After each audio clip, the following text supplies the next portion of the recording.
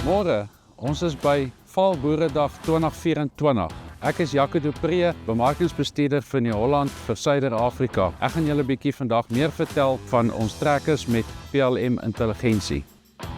PLM intelligensie is ons Sidewinder Ultra Command kontrolearm. Op hierdie kontrolearm is al jou verstellings. Jy kan jou stuurstelsel daarso hanteer, jou telematika, jou hidrolika, tot jou ligversorging sowel as jou radiokontroles sit alles op een paneel. Verder het ons die IntelliView 12 skerm wat 'n 12-duim skerm is wat dan ook vir jou gesplit kan word sodat jy meer as een funksie op die skerm kan sien. Wat dit lekker maak met hierdie reeks trekkers is hierdie kontrolearm is dieselfde in ons T9, T8 en ons nuwe T7 heavy duty reeks. Nou natuurlik ons T9 trekker reeks is van 300 tot 450 kW en dis ons groot knakker trekkers. Hulle is gebou vir krag en doen gewoonlik grondvoorbereidingswerk.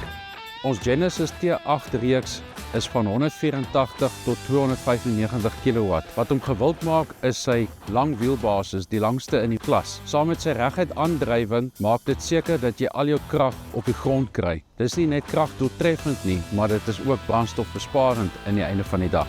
Ons nuwe T7 HD trekker het ons by Nampo bekend gestel. Hy het natuurlik dieselfde stelsel in soos ek genoem het en dit is dan ook 'n Stage 5 emissievlak trekker. Dit beteken dat hy skoner brandstof uitlaatgasse het wat natuurlik beter vir die natuur is. Dis nie al nie. Hy het natuurlik al die spesifikasies. Hy het die CVT outomatiese radkas, hy het ook voorsuspensie, kajuitsuspensie en dan natuurlik al die hidrolika wat nodig is. Op hierdie stadium het ons een trekker in die reeks van 300 perdekrag of 221 kW, maar daar is nog een kleiner en een groter ook wat ons dalk later in Suid-Afrika sal bekendstel.